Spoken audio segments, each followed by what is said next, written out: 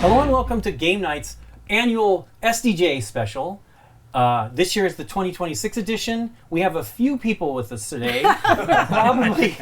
Probably, this is absolutely the largest group. We are now trying to compete with the actual jury size. We've beaten this Kinderspiel jury. We have 10. Hopefully we can have 14 next year. Oh my gosh. We're working on it. So today we have Mark here with us. He's not here very often, but he's actually played all the games. We have Amanda here with us. She's actually played all the games. I've played all the games. Daryl's played all the games. Rusty has played all the games. Mike has played almost all the games. Tashi has played all the games. Aaron's played all the games. Brian has played all the games. And Nikki has played all the games. This is the most complete we've ever had, where everybody's played something and have hopefully formed some opinions. We are going to cover all three categories. We have the Kinderspiel des Jahres right here. We have the Spiel des Jahres right here with these three games. I'll go over them in a minute, and the Kennerspiel. And we'll handle them each. I think we're probably going to go like we did last year. We'll go Kids, Kenner, and then the SDJ. First, we have Verflixt Verzaubert, which is from Game Factory and designed by Thomas Dagenet L'Espérance. And we have Mookie Island, which is Florian Sirex from Scorpion Masqué. And we have Boo Party, which is from Loki. And it's designed by Florian Sirex. He has a good chance of winning. Wow. And Benoit Turpin. They all handle like different age groups. So this is 6+, and then this one is 5+, and then this one is 4+, correct? Yes. Which is interesting. This game is a one versus many kind of thing, where one is it's not the investigator. One of them is the thief, and the rest of us are investigating, trying to figure out who is stealing artifacts from our school, I guess. That's Verflixt Verzaubert. And then for Mookie Island, it's a 2-player card game where you are battling to control the most of these 5 different animal types? 5 animal types, from values from 4 to 2 points, the badges that you win. And then we have Boo Party, which is a one versus many, where one of them is like a seer. Seer, that's correct. Right. And they are trying to prevent these monsters from coming into the party, I guess. Yes. And the monsters are getting into the party with costumes. So you have a variety of costumes that you're trying to wear, but they keep the pool of what's safe keeps getting smaller because they keep revealing a card and then tucking it away. So the seer needs to remember that, and the players need to remember that, and it's pretty awesome. And then for we'll go to the Kenner, since I said that's how we're going to do it. We have Boss Fighters QR. I keep wanting to say VR. I think it should be a VR game. Which is Michael Palm and Lucas Zach. And this is from Pegasus Spiele. And we have Moon Colony Bloodbath, which is Alea and Rio Grande Games, designed by Donald X. Vaccarino, the famous designer. And we have Rebirth, designed by even more famous designer. That is Reiner Knizia, and it's from Mighty Boards. These games are all quite different, as the QR code one here mentions here. You use QR codes for this game to play your actions with cards that you have, card decks that you have. So it's a mix of actual kind of a video game and board game stuff, and it does its best to make sure that you're not in either one area too much. But you're fighting a boss that's on an app. It's one of the things that's kind of interesting about the game. Then we also have Rebirth, which has a little bit of heritage with a design called Samurai in the past that Reiner Knizia did. This has got, it's an area control game where you're drawing tiles that give you powers to claim certain things on the board, castles, chapels or cathedrals, farms, cities, towns. And it's got 2 boards. It's pretty neat, and it's really kind of challenging, and there is some luck with the tile draws. And then we have Moon Colony Bloodbath, which is a card. You build up your colony, and then you destroy your colony. Everybody's trying to just stay alive. The first person that goes out, that loses all of their population, ends the game, and then you determine who has the most population left. The way it works is you introduce twists which change what things that can be not terrible, they can be okay, but you also have basically robots that murder you, and all kinds of other events. All kinds of things that just take away population. It's constant. You're struggling to just keep ahead, and it's really challenging. But it's a really, really cool game, and it's interesting because I guess it's the second game Brian was saying that they've done that Alea has not changed the box size. So this is an Alea game, which we have a bunch of those what you would normally see behind those people, and then we have the SDJs.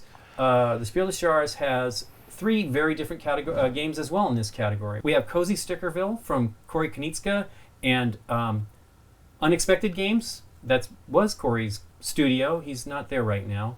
But I'm sure he's excited because this is a fantastic game. This is a light legacy game with a storytelling element, so it has a little bit in common with like Tale of Arabian Nights, kind of much, much smaller. You're not reading as large of passages. But it's fun because you see how things evolve. It's pretty, as your town evolves and the choices that you make and what it affects. Then we also have Morty Sorty Magic Shop from Marcus Slavacek and Schmidt-Spiele. And it is a bag game where you are kind of filling out, you're sorting potions or ingredients at a magic shop. And there's restrictions on where you can place things, and you need to put them in ascending order. They don't have to be exactly in numerical order. And you draw from a bag, you flip them all, you just toss the tiles out on the board, and then you arrange them, and if there's any special ones, which are wild ones, then you draw more. So there's always a pool of like 5, I think it's 4 with 2 players or something like that. But it's a really cool game that does have a little bit of heritage, and also for me feels a little bit like Quacks because of the bag thing and stuff like that, but you're all choosing from the same pool of stuff. Then we have Jinxo from designer Martin Eng and Game Factory in Germany and Tabletop Toys in the US. In Germany it's called Ditto. And this has a little bit of heritage with like What Were You Thinking by Richard Garfield, and it has a feel a little bit for a previous winner, Just One, but it has a neat thing where it's important where you place your answers so that you can actually gain quite a few points from it. It's really neat. You get to choose a thing and you want to match one person and you score more points, but as long as you match other people, you will claim that basically it's circles instead of X's, right, for the things. You X out the ones that you don't do. And they're all pretty great. So as I said, we're going to start with the Kinderspiel, and we're going to start and just kind of say what we like about the games, what we think about them, and then we're going to vote what we would pick for the jury. If we were on the jury, what we would pick to win, and then we'll pick what we think the jury is going to pick. Nikki, why don't you start us off with Wer Flicks, wer zaubert? Okay. I enjoyed this game. Really? I have played the Ghost, Yeah. which is the thief under the, you don't know who that person is. Right. And I have also played as a character searching. Right. It's a lot of fun. It's very interactive because when you roll dice, the person whose turn it is going to divide up those dice. So there is a little bit of conversation, a little bit of interaction instead of just, this is my turn, and now it's your turn. And I think that makes it very fun for kids. And as an adult, I think that it doesn't get boring because the board can be changed up a little bit from game to game. Right. What do you think, Tashi? I liked it, and I liked how it's fun even if you're not like the ghost. Sure. And it's like you like reveal like answers, kind of like Guess Who. Right. Yeah. The way it works is we are searching in the caves, finding the people saying it wasn't me, because they're the ones that the person that is the ghost has that token tile hidden, and then as the ghost that goes around and is looking for these things, wands and potions and books and amulets, they're revealing, opening up spaces, and then the player is allowed to go, and the other players, the investigators, are allowed to go and ask. It's a more general question. Are you wearing glasses if they've cleared that token? And so that's pretty interesting. It's fun. There's more to it than you think when you're the thief. You gotta think, especially as a child, you have to think a little bit about where am I going to go to try to find my little, artifacts without opening the door for the other players to find who you are. Right. Right. Without giving away too much broad information. Hey, Mark, the one of us with the oldest kids around here. Kids are 30. Yeah, exactly. When we started playing games with Mark, his daughter was about 7 or 8. It was pretty great. What do you think, Mark? I thought it was pretty interesting. I mean, I like that it's a.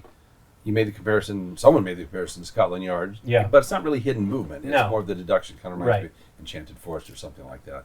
And it's. I guess it's interesting that it's sort of the right level of deduction for that age. Maybe they targeted that pretty well because it's not like for little kids. I mean, No. it's 6+, right? Yeah. Maybe it's the oldest of this category. So It is, yeah. yeah, nice enough. And it's interesting about the race part. Because Yeah, once yeah. you find them, Yeah, you have to get back to the race castle, yeah, which is Or when you find the things you need as a ghost, you need to race back to the castle too. yeah, it's so, pretty awesome. yeah.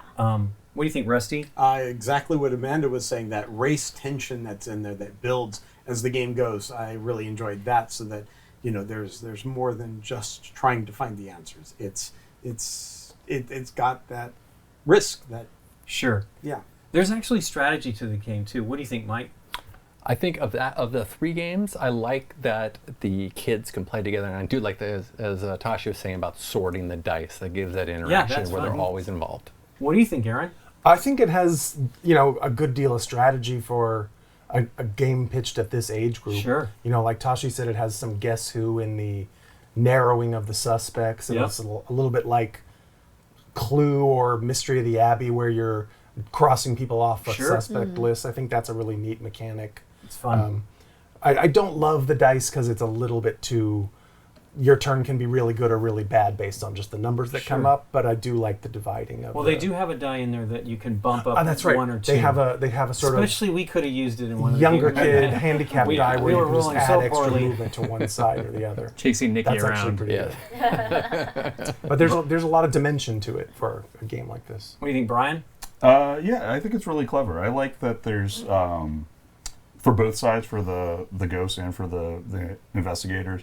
There's kind of good moments for both of them to shine of like having smart plays. Yeah. I think it's a really clever game. One of the things I was saying, there's some strategy. One of the things that's kind of smart is you maybe avoid, we talked about this the other day, you maybe avoid your characteristics if at possible so that those don't get revealed and they have to do a lot more piecemeal investigation. Mm-hmm. And if you can do that and not be obvious, right? But they still can't guess, Right. but they can assume, like, oh, maybe this. But I think you could potentially sneak something like that in there and it'd be pretty fun. Sure. I think that's what Daryl was hinting at. Like, Yeah. don't give away too much Exactly. broad information if you can. Well, speaking of Daryl, why don't you tell us about what you think about Boo Party? Boo Party. Wow. So Boo Party is very much a memory game.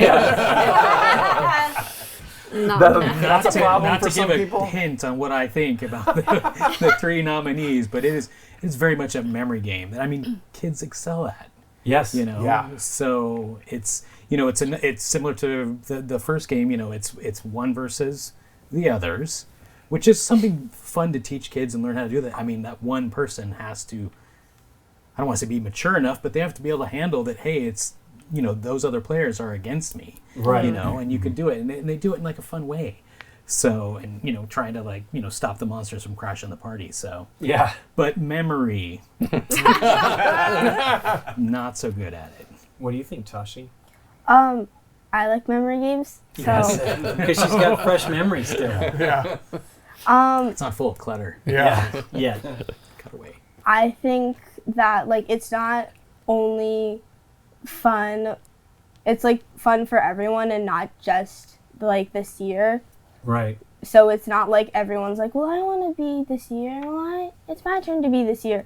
It's like it's fun even if you're not the seer. Well, the challenge, like, we had played one where somebody played one that the seer didn't catch, right? Mm-hmm. And you're like, your tension of like whether they're going to catch you or not is pretty awesome. What do you think, Brian? Yeah, I like that it's not memory like you're traditionally thinking of memory of like, oh, I have to remember where something is. Right. It's like you're taking costumes that you can't be anymore if you're trying to break into the party, or costumes that I need to remember if I'm the seer to be like, Right. oh, I'm busting you. So it's not, I don't think it's like a standard memory game, but it definitely has memory aspects. Well, right? my favorite part of is the multiple people going for the same one. Yes. And you're in a hurry because you have to get your costume on before the seer opens their eyes, because if you're not costumed, you're out and the monsters lose the game because the monsters win together. Right. Rusty, what do you think? I enjoyed it. It was challenging in the fact that there are so many different costumes. So it's not just like trying to remember 5 or 6 costumes. There's 18 costumes in there, and having to figure out what to take that you didn't take last time, and isn't something that's already been selected again. It's got that little bit of red light, green light, gotta go, gotta stop type of game to it, and I enjoyed that. It was I could see kids being enthralled with that for a while. What do you think, Amanda? It's cute. It's so cute because the eyes go through the costume. Yeah, the cards have a hole in the face. Yes. The costumes do. Yeah, it's great. And there's some similarities. There's 2 fairies, but they're kind of different fairies and stuff. But it was funny because we were playing with Eric Lang, and he's like, he figured it out because he's Eric Lang. But he's like, no, we're just going to swap between 2 different costumes. I'm like, oh, you just broke the game. No, I'm just kidding. But it is really, really adorable. And I can see just adding expansion packs with different costumes. Yeah, sure. Just to keep it fresh and stuff. I don't think that Eric's in the age range there. That's true. That is true. So for him and a game designer on top of that. I know. Mark, what do you think? Well, Amanda just kind of said it. I think a couple things. It is memory, and it's even sort of speed memory, which can even be a lethal combination for some people. I'm not sure that's my most fun thing. Yeah. But I love the physical design of it. I mean, it's basically a card game, right? Right. But it's a card game where even the box has these cutouts where the eyes are peeking through. I don't know if everyone can see that. Yeah, in the cards, like you said. So it has a charm factor. For sure. And the art is really, really cute on that one. Yeah. What do you think, Aaron? One thing I really like about Boo Party is it's quick. Yeah. I could teach this game to a group of 5 kids, and they could all play and all be the seer and play 5 complete rounds in 10 minutes. Right. Maybe 20, maybe 25. But a complete game just lasts until the seer is fooled or the seer catches a monster, and that's it. Pass the seer to the next player and go again. It's a quick, fun game. And the seer can sort of pitch the difficulty of the game by really quickly going 1, 2, 3, I'm going to catch you monsters, or sort of pacing it out and letting the new players or the younger players have a little more time to get their costume in order. You can sort of play with the difficulty level that way. So I appreciate both of those things about Boo Party. Okay, Mike, I know you have actually played this. What do you think of it, though? But I have read the rules. I've watched other videos. I think the cards are great. The graphic design's great. I think it's just a fantastic idea for a game. I know I can play it, and as you said, you can do it really easily and make it really hard for the teams, or you can give some handicap for the players. Yep. I think it's a great design. What do you think, Nikki? I really like it. I thought it was a lot of fun playing both roles. The costumes and the cutouts. I mean, they put a lot of work into the costumes and the face cutouts because it's not just a die face cutout on every single card with a different costume drawn around it. It's actually a different little shape. So I can appreciate that kind of attention to detail. Sure. And the memory part of it, I like that it gives the seer something to also be involved with in terms of memory and looking at the costumes. And when like was said before, grabbing the cards across the table and you're running into other hands and you're bumping into arms. There were many times when I played it where I was going for a card and somebody cut me off and I just grabbed what was on there and hoped that they didn't notice that it was the card that could get me caught. Right. So that kind of, I could see where kids could be a little crazy and start pounding each other, but bumping fingernails. That's perfect for kids. I really thought it was fun. I had a great time with it too. We played it with Tasha the other day, and she started counting fast. Oh yeah. The adults before had not done that, and it was fantastic because we were racing to get a costume on. Didn't want to be caught without the costume, so that makes it. I think kids are going to make it even more fun than we had actually playing it with grumps like Eric Lang. And then finally we have Mookie Island by Florian Sirex and Scorpion Masqué. Mark, why don't you tell us what you think about that game? Actually, the more I think about it, the more I really like this game. I didn't even know when we played them what the age range was, and it makes sense that that's the youngest. Right? I think it says you said 4+ or something? 4+. Yeah. And that's pretty amazing to have a game that you can play with that. And I think, I mean, as we said, it's been a long time since I had a 4-year-old, but I think actually it would play. And the weird thing is, of all, not that kids games need to do this, but of all these, I think that one, and maybe Boo Party, Mookie Island is the one that you can play with a gamer too, actually. Right. I mean, it's And the art is, again, just Yeah. incredible. yeah, it's insane. Really, really great stuff. Okay, what do you think, Tashi? We're always going to number 2 on these for you. What do you think? Mookie Island is definitely my favorite for the art. I Yeah. think it's like really cute. I think it's a little simple, but maybe that's good for like 4-year-olds because Sure. you know. But I feel like it's a little bit harder to play with like older kids, and it's 4+, but it's not really plus. It's just 4. Well, I think it's. I had a lot of fun, and I'm way plus a 4, so it's pretty great. What do you think, Rusty? I really enjoyed it, especially the artwork and the UV coating on some of those cards. Oh, the It's foil, just, yeah, the the foil. foil. That just really Yeah. stands You out. really don't want the deck to peek Move, out because yeah. it's like, oh, I'm going to work my way down to that. Right. There is that bit of give and take when you're having to choose between the two sides. You're having to take that risk of what you need on the other side is something you need, but you want what's on the other side. So Sure. you have to make a choice, and it's a tough decision that I could see kids having to start to learn which way to go. And I think it's a good game that I think 4-year-olds and up would need. Ryan? Yeah, I mean, I think the art is super whimsical and beautiful. I agree. I think it's a little simplistic for my taste of the Sure. 3. I mean, it is the youngest of them. But I do think the slight spoiler with the spider and putting it in your opponent's hand to maybe have them lose a trophy, Trophy, yeah. is a nice little twist. It's a challenge, too, because almost always there was something really good on the other side of that spider. Yeah. When we played with Mark earlier, it kept being like a moon or it couldn't have been every one, but it sure felt like it. It was a moon or a sun every time. What do you think, Aaron? I think I pretty much agree with everybody. The art is amazing, but is art what you're going to nominate a game and give it Sure. an award for? Sure. Maybe not. I also agree with Mark that it's maybe the one that a gamer could really enjoy the most. Like if we played it 5 times in a row, I feel like we'd probably we'd know by the 5th game exactly how many cards of every type we had and even our opponent had. So every decision would be like a critical important decision that we would know how it was affecting every majority. And you could really get really granular and strategic about it, but it's also a quick game with easy decisions that you could play with kids. It definitely has varying appeal to different groups, but I don't know if it really hits that hard and makes you go, I love the game itself. If it had different art, would we all love this game? Maybe not. Daryl? Well, I think maybe I'm liking it more than We're talking than into others it? on the table. We're talking- I mean, it's 2 players, so that's one thing you have to take into consideration. But I think, especially for the young kids, I mean, they have more agency, more things to think about than you would expect. There's memory aspect to know like which cards am I collecting, because you don't, they're hidden once you've collected them. Which your opponents are collecting. The different card values are worth different things. So what should I go for? So these are things that the kids have to think about.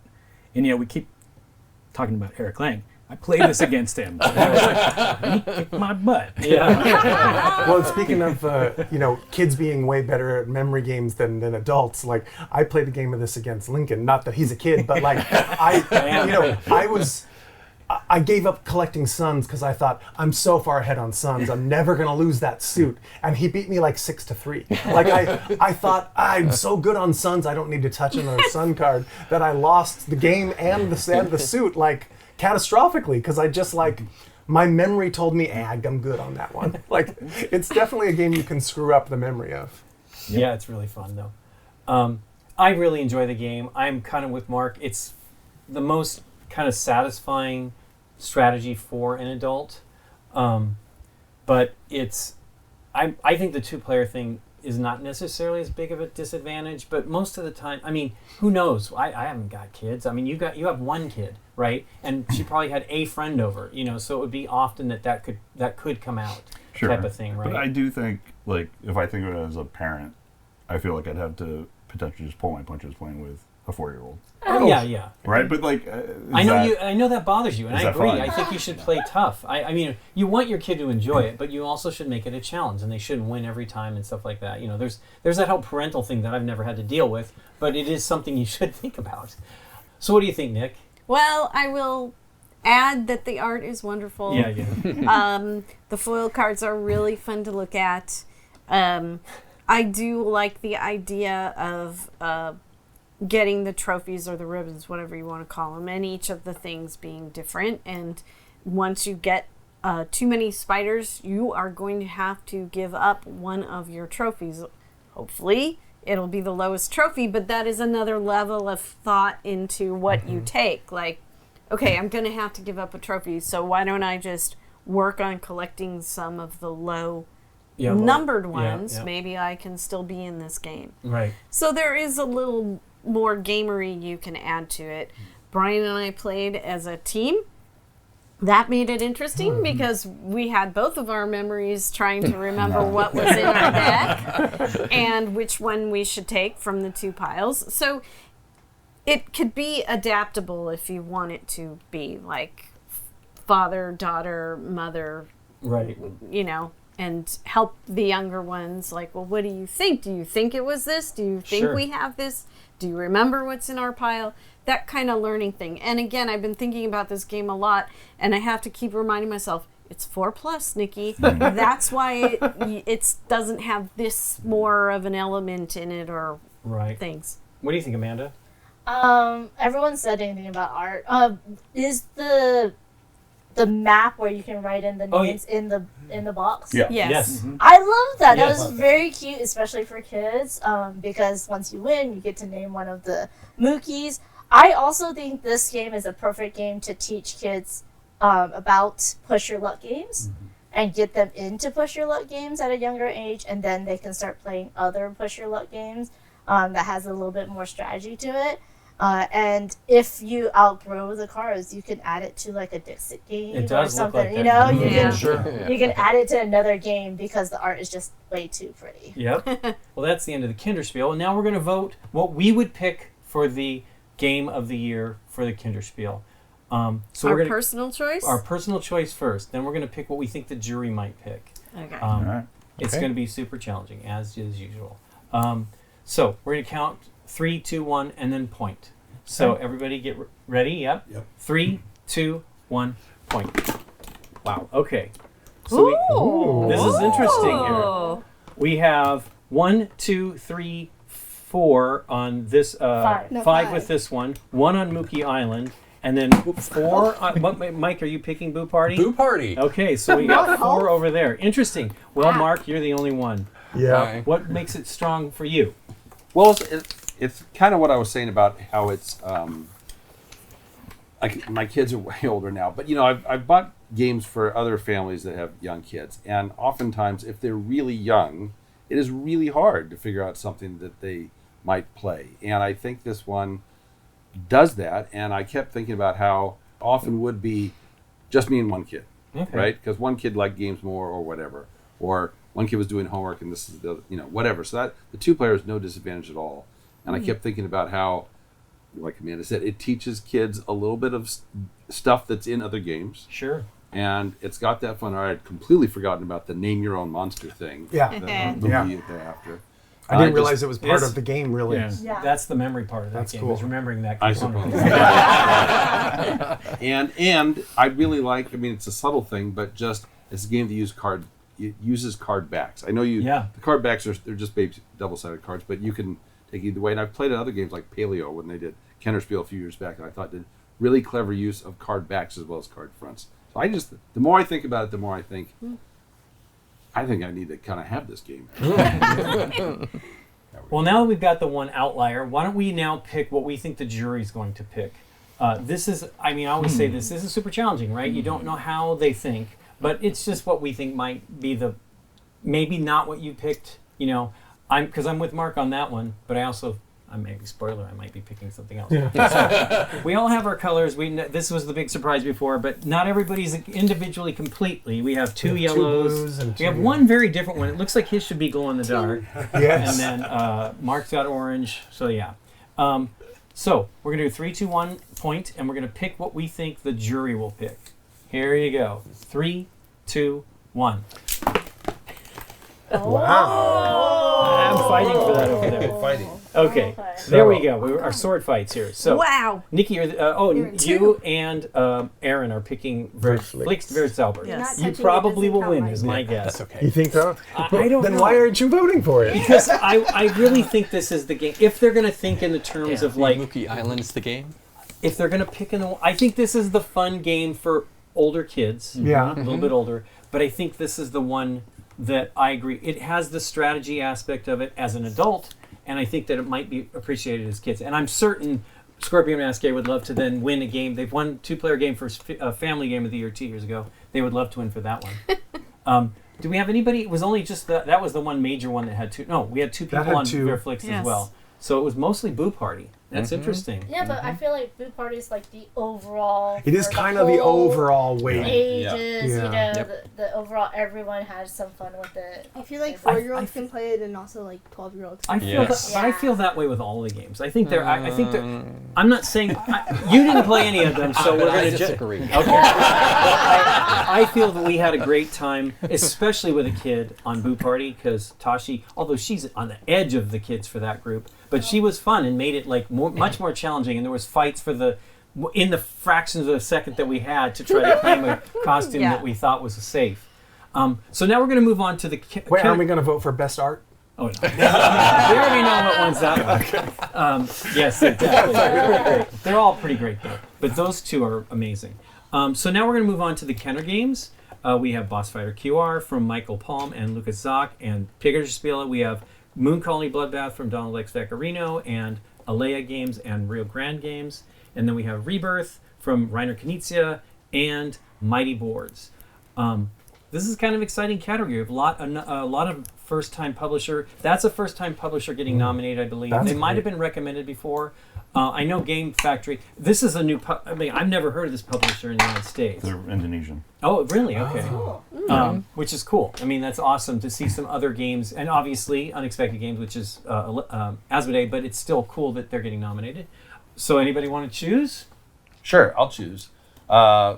I'll even choose something controversial, maybe. So, Boss Fighter, right? Ooh. Boss Fighter's QR. Yep. Now, so the Kenners, when they first came out quite a few years ago, always felt like back then they were like even heavier games than I normally like to play, like Sure. Village or stuff like that. But everything's sort of skewed lighter over times. And so the Kenner is now a category I care about a lot. And I've enjoyed all the games on this table except that one.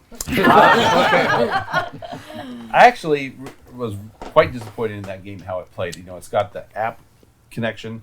I may be an old grump, and I maybe never really loved any game that had app integration. But even besides that, I thought it was just awkward how this one played, and it didn't even feel like, obviously, the jury gets to decide what's nominated. But it really felt out of place to me. It felt like a Yeah, it's a little. Didn't too- really add too anything to the video, game maybe. for you? Yeah. no, and I think it was clunky in execution. Yeah. It'd be better to just play it as an app Yeah, game. or I Or- think as a normal board or as game a where we board track game. the stuff. Like Yeah. I don't think there's anything the app did that a human couldn't do. I think the one thing I think that it did that was useful was like the bosses have 50 to 100 health points or more. And it was keeping track of that for you. Plus That it was so doling out if you had randomly. 100 little gems or something that you had to manually sort every single time you damaged it, that was the one thing I was grateful for.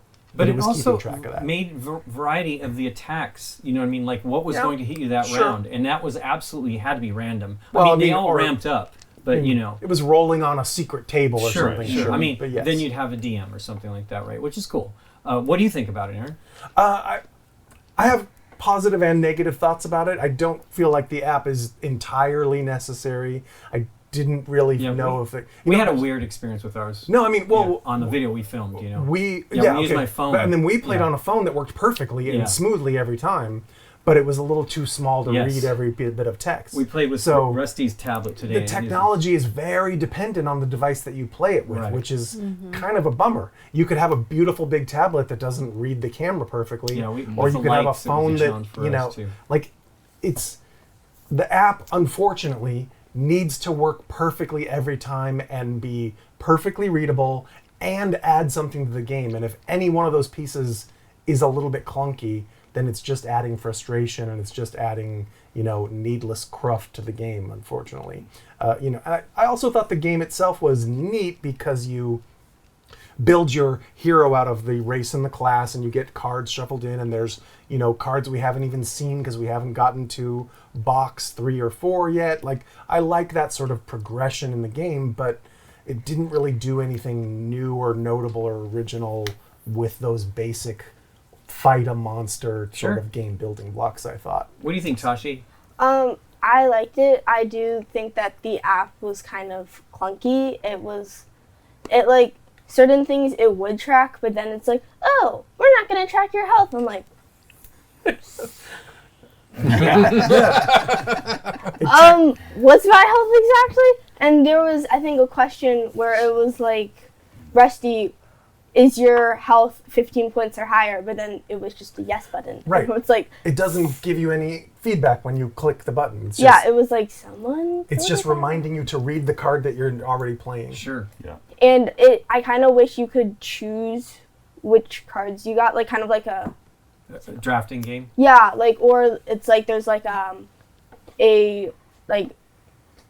someone who sells it to you. A market? Yeah, Oh, a market, okay. like a market, yeah. where it's like, okay, so this turn I'm gonna spend one of my turns to buy this really cool card that gets rid of Sure. the poison, and poison. Yeah. Yeah. You didn't like the poison? It So was, much poison. There was a lot of poison. it was like deteriorated. I'm like, I'm gonna be at 1 health. Yeah. Okay. What do you think, Daryl? Well, I think we all kind of started out really not liking it, just being introduced to the tutorial and stuff like that, and there was not much of a game there. Plus, where it we also teaches had you. at that location a problem with the brand new tablet that didn't work for us yeah, at that yeah. one. I mean, the device thing. But once we played like another boss that had different levels and challenges, and you're working together with your teammates to try to figure out the how to combos do that it. you build up between players and everything. I think we all started to have a lot of fun with Yeah. it. Like I want to play it more. Like, do I put the trust in like the jury that they've done their due diligence regarding like how it's functioning, how many people have they've seen play it, and how many issues have people had or not had with the apps and things like that. I would hope that the fact that it's nominated means it's generally performing well, because we've 100% of the time it did not perform great for me when I played it, right? Just because of the device. Yeah. So that's, and then the bottom line is this just foreshadowing of things to come? Is this just a sign of the future of, tabletop gaming? I don't know. What do you think, Nick? Some of what Daryl said, of course. The opening puppet is simple. It is really just showing you put the card over the camera and look, you can do a combo and that. So when we moved on to the next boss, I was kind of like, yeah, I could get into it. It's not deep. It is a boss fighter game. You are fighting the end guy. He's tough and good luck. Yep. And just whap, whap, whap. It's not, you're not, I need enough energy, I need enough this. It's simple. And as far as the app goes, my reasoning for the app is that they neglected to put in some of the things that it tracks because it wants you to feel like you're still playing a board game. And there's still chips that you can handle. So it gives board gamers that feel that they're playing a board game, not a video game on their phone, right? Because a lot of us board gamers play little games on our phone, and if it was all handled by the app, it would, why am I just not playing this while laying on my bed by myself, or whatever. So I had fun with it, and I would like to see the other monsters in it. I mean, and that's an interesting thing about the game. There are more monsters than you have cards in the game. So they've added, there was like a Christmas one, it's in the app. So I guess you use some of the other character cards you have already, and it's, it changes it up. But they can expand the game without actually adding physical components. Yeah. What do you think, Amanda? For it. Yeah, exactly. Right. Yeah, they just show up in the app. Yep. That's cool. Yeah. I feel like the ideal way to play this is, have you seen those RPG tables? That's a TV on the bottom, right? Yeah, and it's all big and you're immersed in it. Yeah. You're in a room where you can hear all the things that they're doing, the music, the background noise. the weird crickets and stuff like Right. that. It was not ideal at a con. We had Um, somebody that had the crickets really turned up really Yeah, loud. we're all looking I for never crickets. heard that in the game we played. Yeah. I was like, what is the crickets, It's man? very weird. But I think the ideal is to kind of make it more of an RPG and really get into it and see the beautiful art on the table. I feel like it's kind of a little bit trying to combine Slay the Spire, the video game, with the card game to make it a tabletop. But right now, it's not going to be great because no one has, well, very few people have those RPG tables. I would rather play it on an app, honestly. But I feel like, yeah, it's interesting. I would want to try the new monsters. I do like that everyone's asking, well, who can I help with this? Who needs that? You know, Yeah. that type of thing. Which is great player interaction, but I feel like there needs to be a little bit more, which might happen as the campaign progresses, because I've only played the first, like, 2 or 3 bosses. What do you think, Mike? I know you haven't So played it. So boss fighters. So I think, as you said, Amanda, I think every couple years, publishers want to produce a game that is has some type of computer component. Remember when we played the Catan, where we had the computer? Oh yeah, the Alexa. The Alexa, and we had some issues with it. Some of it was also mic issues, but Yeah. we do see that. She's been waiting to play since we played that game. And Mike. now welcome our 11th I was waiting for judge that. onto the I table. saw it light up. Oh, I love it. As Amanda was saying, a lot of the 4X games and the RPG games already have this type of technology in there, but there's a lot more involved, and those games also take longer. I do like that Pegasus spent some time on this. I do feel that the app's like 80% there. It's not fully baked. I think that's part of the challenges, but I do give them credit for working on this. The Spiel des Jahres website did talk about that they do like games and publishers. They are blurring those boundaries. Sure. So they did talk about this game, and they also did talk about Cozy Stickerville, which we'll talk about in a bit. What do you think, Rusty? I liked the things that it was trying to do with the app, and the fact that you didn't need someone playing the character of the boss, because you now have the ability to have recurring items occurring, and you have also mystery items. You have to learn how the boss is going to react to some of your attacks. That's cool. And that is something that just straight cards aren't going to be able to do, or you're going to learn very quickly. The app can adapt and change. Additionally, there were different levels of difficulty. We played on a second to highest, most difficult level. I don't know that that's something that could easily be done in a board game where you can change it out very quickly to be able to set up and play a boss each time on a different level. It creates a larger field of gameplay for you out of the box. But that said, I think there's 2 downsides to the app that I see. One, technology creates this rift between some people who can work with technology and others that can't, and it's something that has to be overcome by the different levels of board game players out there, so you may alienate some of your players because they're not able to work with the game well enough. Secondly, is this a temporary product? Is this something that's going to last 5 years, 10 years? I mean, I have games in my collection 60, 70 years old that were created before I'm born that I'm able to bring out still today. Sure. And that's a concern. Is technology going to change to make this no longer viable? Well, I know that worries you too. What do you think, Brian? Yeah, I mean, I have a complicated history with app-based games. I would say I agree with Mark. I don't know if I've ever enjoyed one. I mean, maybe Return to Dark Tower is a close one, but it just isn't how I want to play. I guess I think I'm just old like you. I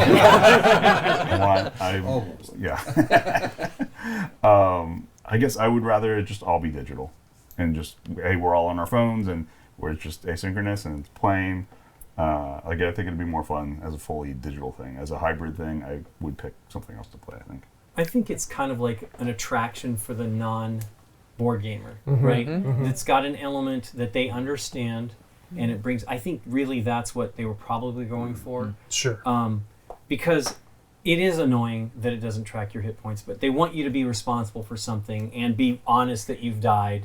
I missed you guys losing earlier, which was sad because I would have liked to have seen that. Because we won. I don't remember what Christoph chose. We might have taken the easy one. I don't remember. It seemed like it looked like it started like you guys did, but you guys probably ramped up a lot. But I don't like the glitchiness of the technology. And again, we were using an older tablet. We wanted to see it. We have some little bit newer tablets that run our technology here, which is unfortunate. I should have just tried to swap it out so it'd be a little bit better. Because when we played with the phone, it was insane. Like, bink, you're like, wow. And I had to keep giving the cards to Christoph to like, you've got the magic touch. Please make this work. I'm like, is this the right card for me? Is this not belong on my deck? And Christoph's like, no, it would tell you. So that was challenging. I'm definitely comfortable with technology, but I'm with Daryl. I was not excited about this game after we played the Puppet, and technological problems at the convention as well. There was one table, probably with the same issue, lights coming in from the side, but the next game we played, even with the glitchiness, I had a really good time because it was really fun. Like, my son doesn't play a lot of board games. He would like this. Awesome. Okay. So, and you think about the target and everything. Yep. So That's what it's Boss for. fighters, us, Right. grumpies around the table. Maybe not as much, but there's a whole But they're- untapped audience That's of exactly what they're trying video to do. gamers and all that stuff. That It's an invitation into the So, hobby, right? I yeah. don't know that it will win, but I certainly think it has a shot because of that. Let's see who has it. But Rusty, why don't you start us off with one that you like? Rebirth. I was, long history with Knizia games, and I was thinking, okay, it's just another Knizia game, and it's, one of the ones that's not going to stand out. And after playing it, I realized maybe that was true, but I got to play it a second time, and then I saw the beauty in the game, the simplicity, but the ability to not be trapped by the rules of saying you have to build next to something you have already. You can build anywhere you want and go after a multitude of potential goals. And the fact that it's a double-sided board with different rules on the backside, Yeah. with the same components, except for a handful of cards, I really came to enjoy it. And it's a fast, snappy, moving game. And I feel like I have the chance to sink my teeth into something, but not spend 2 or 3 hours doing it. So I really did truly enjoy it.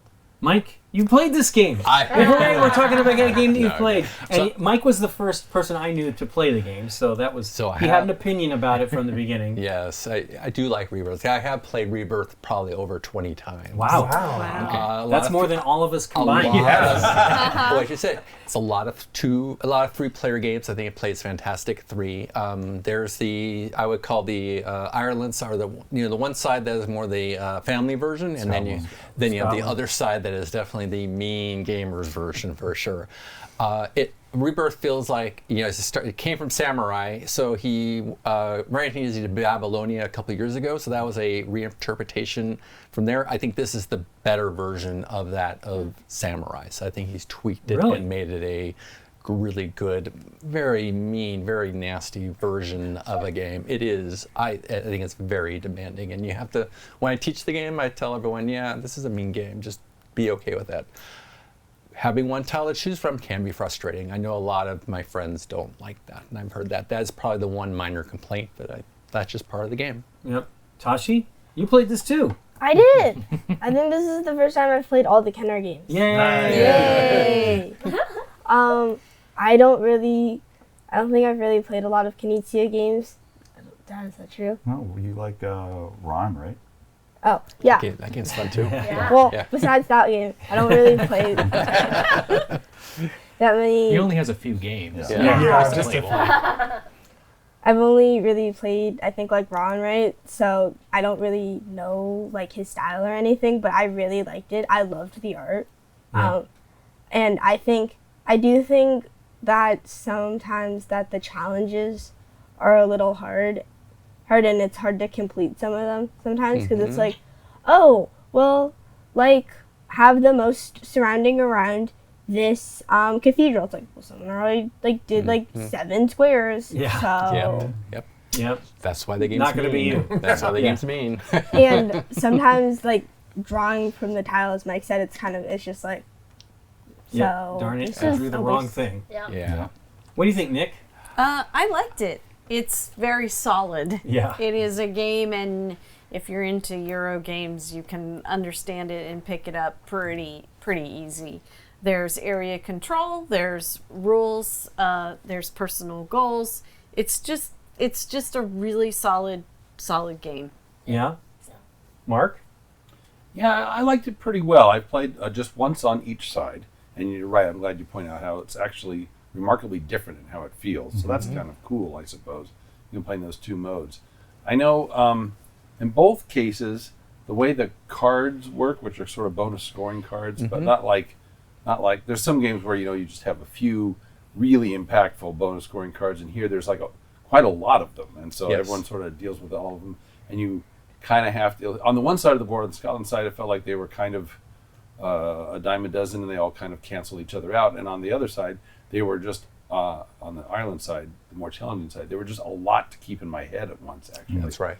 But I've had a few Knizia games like Raw, like Through the Desert, that I was actually a little lukewarm on in the beginning and had to see how brilliant it was after I played it a bunch of times. And so I sort of give Knizia the benefit of the doubt on that one, but it didn't blow me away.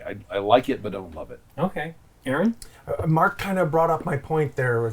For anybody who somehow doesn't know, Knizia is a professor of mathematics, or has doctorates in mathematics, so his games are incredibly focused and balanced and tested and really, really well designed, and sometimes you don't discover that until you've played them 5, 10, 25 times, and sometimes you don't like them right away, and sometimes you discover that you love them after the 25th time. Right. So the art is amazing. The double-sided boards are really cool. Everything works really well in this game, but I'm going to come down a little bit on the side of the samurai purist. Yes. That is a game that the first few times I played it, this is a game that's 20, 30 years old, at least 25 probably. I don't know, 1990 something I think was when it was first published. You're right. The first few times I played it, I thought, I don't know about this game. It's a little weird. It's got a very weird scoring system. Seems so basic. But it's very basic. Yeah. It's got just the basic placing and scoring of Rebirth with none of the public goals and none of the area, none of the add-ons essentially. And after 20 games or so, I thought this game is amazing. I love Samurai, and I don't know if it needed all this extra refinement or extra stuff added on to it. I don't have any really complaints about Rebirth, but I just loved the initial core of it so much that it's like, hey, I added all these wings and spinny pinwheels on my fancy car. What do you think about it now? It's 1998. Yeah, see, so it's a 28-year-old game that is really great. I do think that if Samurai was out now, it might be too obtuse for a lot of people. I agree. I think it'd be so simple that people would overlook it probably. Yeah. That's why I'm worried about that. That's why I think the Rebirth, now that it is, he does clean out some of those edges. I can't disagree, but I'm coming at it from the grumpy old man. Sure. We are well represented. It was perfect in 1998, even if it took me 5 years to figure it out. Yes. What do you think, Amanda? I have to say, I do not like Area Control. I don't like mean games, but I enjoyed this one. I mean, they're getting in there somehow. I know it's going to be the meanest player soon. I also love the look of it on the table. Afterwards, you get to build these little, towers of tokens and stuff. And I actually never played the Ireland side, but the Scotland side, I felt that the objective cards, I just kept grabbing them because half of them you're not going to be able to use. And so grabbing them early is a good strategy because then you know where you want to go. Where you want to go. But it is really mean, but it's mean in a light enough way and that you can pivot enough that you can, just be like, fine, you could have it, but don't mess with me over here. Or else you're going to see the claws. But I really liked it. I played it twice at VGG Spring, which surprised me. That's awesome. It's very solid, What do you think, Daryl? Well, I think, there's more to it than you think at first. Like talking about the objective cards, you spend time doing that, then you're not doing those other things that you want to be doing and trying to gain control of these farms over here or this town over here and stuff like that. So there's more to it. I think, of the three nominees, it's the most game of the games. When you think of that's a good way to put it. You think of a strategy board game, Rebirth fits the bill, but it's super, I think, accessible. So gamers can play it, but I think you can get more of an audience to play this, as you mentioned with Samurai. And it is mean and cutthroat, but but you're rebuilding like an apocalyptic land. So, it's like, so you're actually working together. Yeah. Does it matter if you win? I mean, it does matter if you win. It's an But excellent does point. it? Because, look at Harmony. you're making- Really, in a sense, we all win, is what Yes. you're saying. Exactly. I didn't feel that way when I lost the game. And those bits, the bits, they look so. Yeah. That's what I need. Oh, I do have to say before I forget, BGG store needs to make bags for Rebirth Yeah. so that we can put all the tokens in a bag and draw one out instead of having them. So Hint there bag- is. I mean, you can I get the know. basic bags. So there is the deluxe Yeah. version of Rebirth that does have the bags. Okay. What do you think, Brian? Yeah, I think it's like the most old school kind of game, like Daryl Right. said. And kind of going to what Aaron said, one of the things I found interesting, I played it for the first time at Essen when it came out, and I didn't like it. I played a 4-player game, and it's like a knife fight in a phone booth. Okay. Yes. You're just like at each other's throat from turn one. You're like, oh god. I also had the misfortune of having my 4-power farm and my 3-power farm on my player board as the first game, and I was like, oh, I didn't know what that meant, and I didn't know how to. I'm sure after playing it, I was like, oh, I could have gone after other things, knowing I wasn't going to win the majority there, but like, it was really kind of sucked as my first game of like, oh. Then I played, because Tasha never played it, we played it again. I played it with 3, and it's a little more open. It was like a little more inviting. And came away with it, like, I would play that again, which I actually didn't think I would. And I wouldn't have if we didn't have to play it to talk today. So yeah, I do think there's like some hidden depth to it that, you can discover more things by playing more, which I just don't know if we do as often as we used to. Right. I love Samurai. It's actually a simpler but tight game, and there isn't as much distraction. You do not have those cards, Right. but I love that game. I love the game. I talk about great bits, those fantastic, acrylic bits Yeah. that were Yeah. like early on amazing bits. Yeah. So it's hard for me to forget that game while playing this game. But this game is really quite cool. It is tight. We played it with 4. Deborah and I were like basically fighting for last. And, because like Rusty had he was bothered by it, but he had a tremendous luck of drawing his farms so that he could just take over cathedrals. And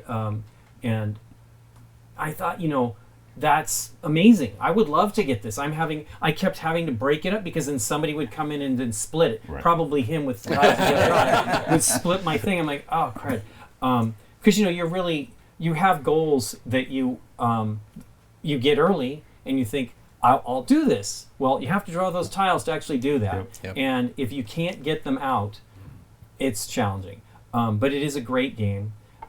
It is more for the modern era. I think obviously people are more sophisticated gamers and they're clamoring for more stuff like that. And this is I see lots of new players playing way deep games. And I'm like, I would never have handled that. I probably would have run away and screamed when I first started playing games if I had something like that, right? But they're not that bad. Almost all of the games, it has a lot. It's the point salad thing. So many things you can think about and worry about.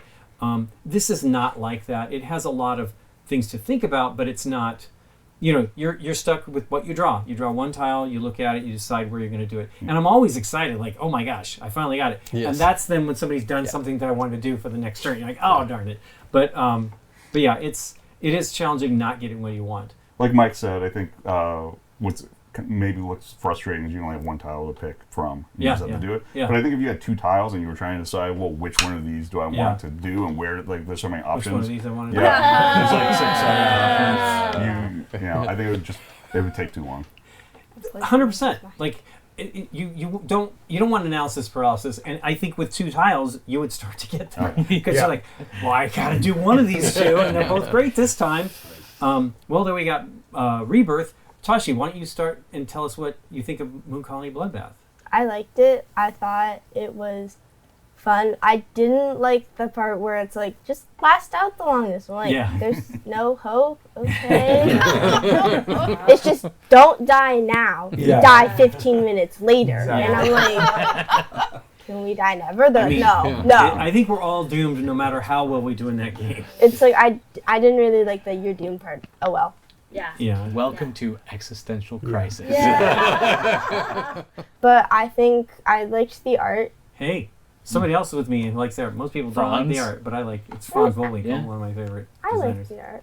I also liked the little like bonus add-ons. It's like here's extra food, here's this, and I also think though there should have been like for every I don't know like 5 cards you add an extra work because it's like I know they're supposed to get more scarce, but at a certain point I was like, so 30 people have died before I get another work. Yeah. Feels like they never Well, come that after a deck while. gets bigger and bigger as Yeah. people put perks into the game and stuff like that.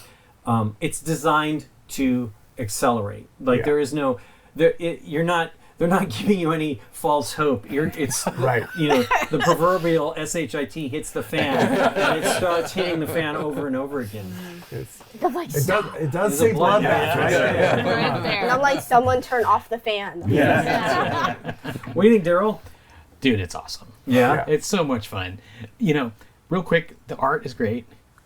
Production value is a little bit lacking, yeah. thin, and stuff like that, but the art is great. But the game itself is just, I mean, it takes that engine builder and then just, you're like, I'm building, it's like I'm terraforming Mars, and then all of a sudden, you know, things start crumbling, and it's fun. Like, you start the game, and you're just like, this is cool, I'm building an engine. It doesn't feel scary yet. Right. You know what I mean? It starts up, and then it just goes downhill.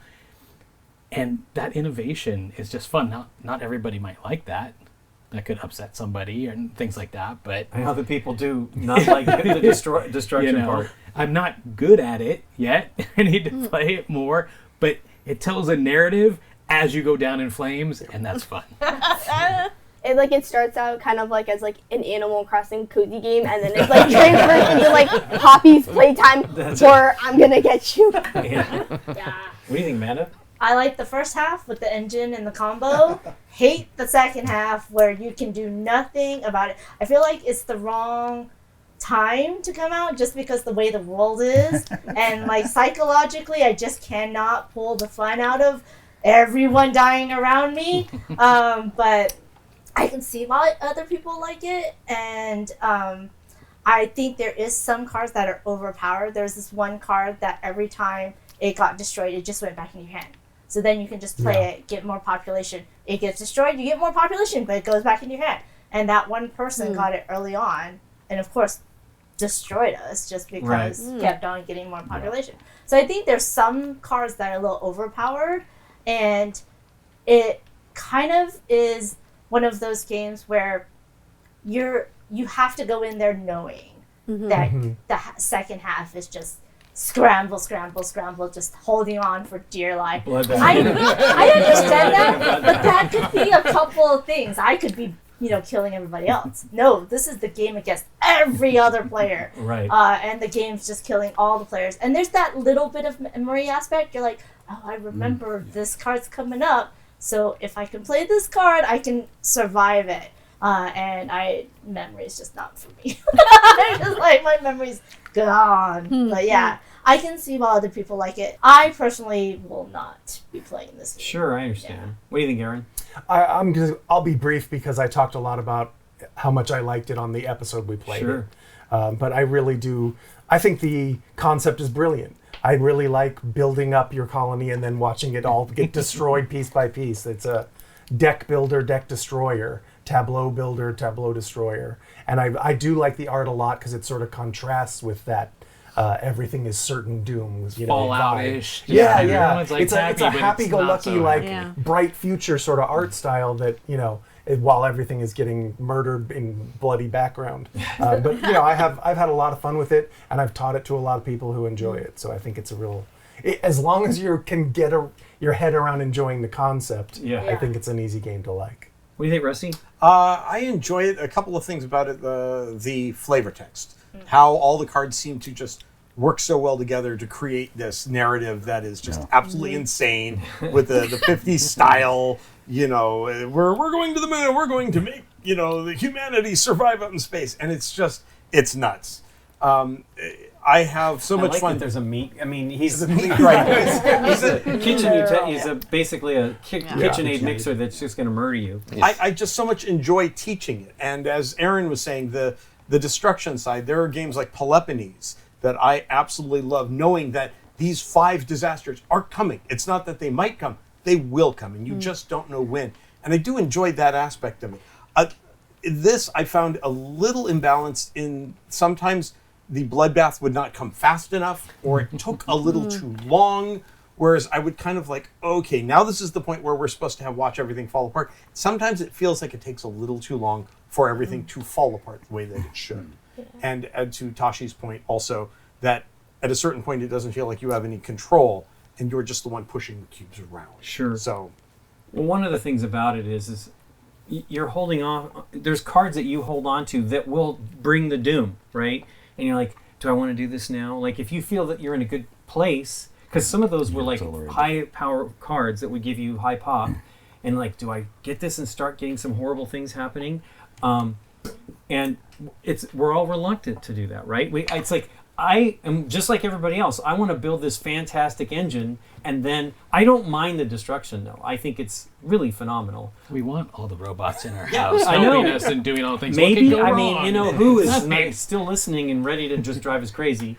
But I think it's a really cool game, and I think it has lots of variety with the cards, right? I was desperate. The last time I played, I just so wanted there was one card I don't think I've ever gotten, but I just wanted it so bad. But you know, there's other great stuff in there too. I've not seen all the cards. We've played it quite a few times. Nikki's played it more than I have. What do you think, Nick? I really like it, and I like going in knowing that it's going to end badly. I have a lot of fun trying to make an engine that will last just long enough. All the flavor text, like Rusty was saying, is great. I will say I want more robots going haywire, because those are the cards I find the most hilarious.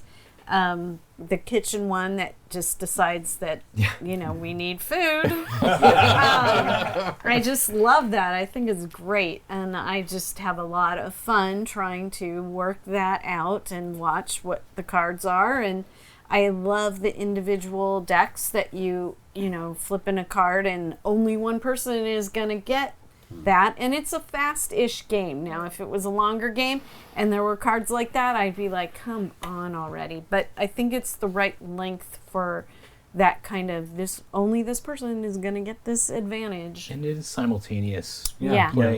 Right. What do you think, Mike? I love Moon Calling Bloodbath. As a reverse engine builder, I think I do think that Don Xbox just took. He's like, let's just take my other games and just reverse it. Yeah. But it's the combination of, as you said, it's the time period, the artwork, and the setting, and the robots going haywire. It's great. I love playing it with similar to the games that you can actually have a moderator do the work for you and have 4 other people playing, and that also allows someone to bring their own aspect into it and make it a little bit more of a social party while you're trying to save your colony from the robots, and you know you're never going to win. It is funny that the rules do talk about there is a way to winning in the game, which I've never seen anyone even come close to even doing. Right. Yes, at the convention, I saw twice that they were a Really? card away. Card 13 was sitting there on the table 2 different times. All they had to do was just get one more event card, and the game would have been over. And somebody would have won without someone losing. Yeah. But just like Rebirth, I think once I think there's a benefit of playing the game multiple times. I probably played Moon Calling Bloodbath probably 10 times. And as you said, Lincoln, there are cards that are good that you need to save. There are cards that are going to cause destruction faster. There's definitely some cards better. Paperwork. Good old It's a paperwork. nightmare. That is the card I really want. Yeah. The paperwork is the worst because you're running out of resources. You got to do the research. But I've got 2 cards and now I've got to dump. Now Got to draw none. one, dump 2.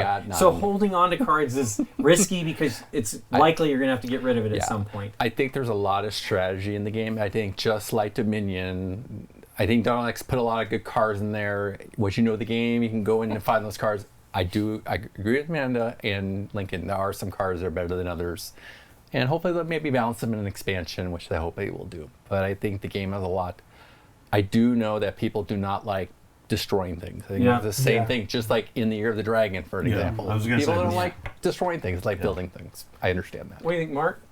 I really like it, and I hope I get a chance. I'm sure I will to play it more often because I haven't had a chance to dive play it into right it like you guys are talking about. Right. But you guys mentioned what did you just say in the Year of the Dragon. And I also think of Galaxy Trucker. It's another Yes. Yeah, that's what I was Yes. thinking. Galaxy Yes. Trucker. And Galaxy Trucker is a real time game and part of Yes. it, and that's not for everybody. It wasn't for me. Like I loved the idea, but it wasn't as much fun. This was totally fun. I really had a good time playing it, and we had someone kind of do the moderator that was still one of the players at the same time. Right? They could just sort of run it for the rest of it. Right.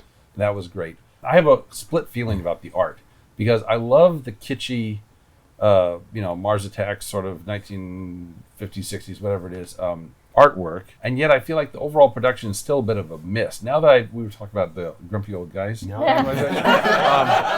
but this is a little different version of that because I've played now, or at least listened to other podcasts and things like that, and of some newer people, and they've kind of opened my eyes to some stuff that seemed like perfectly fine production in 1998 or 2006 is not the best we can do today, and this has a dated look to it. And I don't mean the 1950s stuff. I mean the printing of the whole thing. So I'm a little disappointed in the overall look of it, but the gameplay is fantastic. I think it's fun, and people were laughing but it wasn't just like a light party game. It was like it was a real game. Right. You had to actually use strategy, but there were still a lot of laughs. So Brian? First, I want to plug Mark and I are going to have a grumpy old guy podcast. Join us on Patreon. I like the game. I think it's a little tight. I think there's not a lot of room to have a bad turn. I think there's a little bit too much luck of the draw to the good cards. You had that card that let you avoid paperwork. That was the first time I ever Yeah. got it. That's a great Is that card. card good? Tosh had a card that let her put more of her cards into the event deck, and I Yeah. was like, and I didn't have anything. I was like, I can't even play any of these for like 3 turns. I was just like, I'm not doing anything, and Yeah. I was the first to die. That so, is the thing, to be able to get to put your perks in. yeah. Yeah. And it also makes that last longer, right? Those just happen and you just sit there and watch. I mean, they're just doing one thing. Sure. But I have a tough time getting the perks in the deck too, So to me, that felt a little bit imbalanced of just like, I felt like everyone else was playing a different game than me. I was like, when do I get to do something fun? Yeah. Yeah. So, but overall, I like in the Year of the Dragon, and that's definitely felt like that to me. Of like, oh, bad things. I can see the bad things on the horizon. They're going to come. Right. But that one stressed me out. This one doesn't stress me out. This one you just Really? revel in it. Yeah. Because it is solo versus together, right? Because you're all in it together. The robots attack everyone. In the Year of the Dragon, it's your It's your your fate. stuff. It's Yeah. your fate. Yeah. Well, there we go. We've covered all of the Kenner games here. We're now going to choose what we think, what we would like to see win, not what the jury picks. We'll do that in a moment. Okay, so 3, 2, 1, point. Okay, wow. Rusty's Rusty's famous. Rusty's finger died. His is from Germany. Isn't Germany supposed to be better? Okay, so we Poor have boss fighters. 6 for Moon Colony Bloodbath 6 and to 4. 4 for Rebirth. Yeah. Yes. Wow. I mean, I really enjoy Rebirth. Poor boss fighter. That doesn't mean it's not going to get some wins. Okay. Well, I mean, that's cool. We've all said what we think. I can see. For me, either of them would probably work, but I had more fun with this one. The bad luck is fun. We're not sharing the bad luck necessarily on Rebirth, but yeah. But I think we would all play all 3 of them. Oh, happily. yeah. Heck yeah. Yeah. I honestly think this might be one of the best years where every category has 3 Strong. good games that I would play at almost any time. Yes. Like that I can recommend to a certain segment of players no matter what. Awesome. I think it's a great year. Well, now we're going to choose what we think the jury will pick. The Spiel des Jahres jury. This is a challenge. It's always a challenge because the jury has evolved a little bit. They're more like us nowadays. Bold. They're more gamer gamers, right? More They're gamers. yeah, and they know of Board Game Geek, and they like that increased depth, which I don't know. I always say it, but I really don't know what they're going to pick here because I think each one of these things could win for various reasons. I know. They have good merits that I think the jury members would I mean, like I said, that's this why is they chose those bring three, people into so- the hobby, right? Right. So, okay, you guys ready? You want to think for a moment? Oh, wait, Brian's already ready. I'm ready. Okay, I'm ready. So I got to think for a second. I've been yammering too much.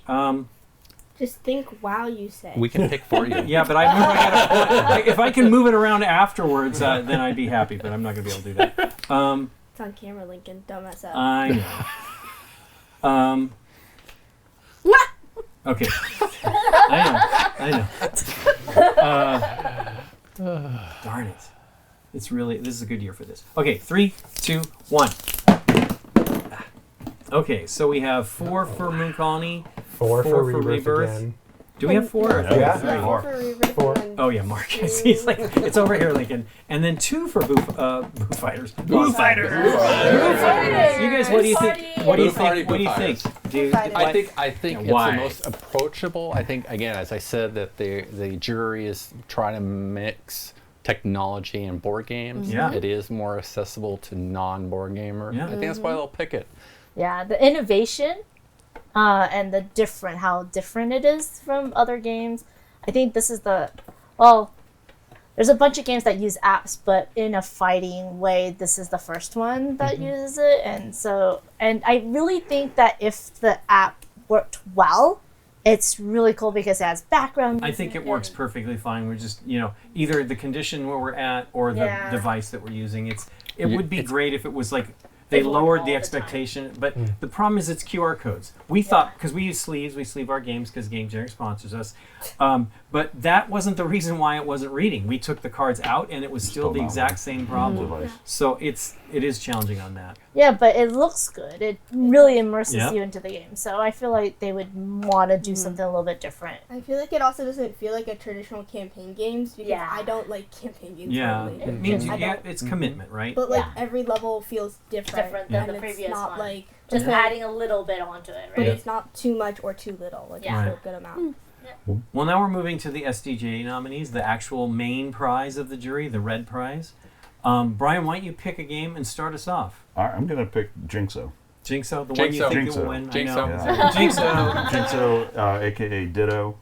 I love just how accessible it is. I can get this out with any group of people, teach it in like less than 5 minutes, and we're playing. I mean, basically teach it while we play, and everyone has a great time. Like, we played it with, how old was Esty when we played it the first time with her?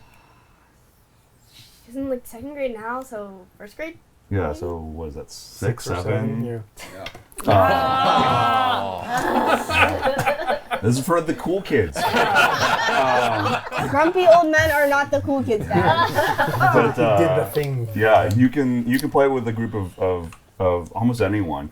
We basically told her, like, it doesn't matter. She was like all self-conscious, like, oh, I don't know how to write spaghetti. I was like, you don't even know, you just write whatever it is, as long as you know what it is and someone else says it, you can circle it, right? Like, I don't care how you spell it, it doesn't matter. No one's gonna check your spelling.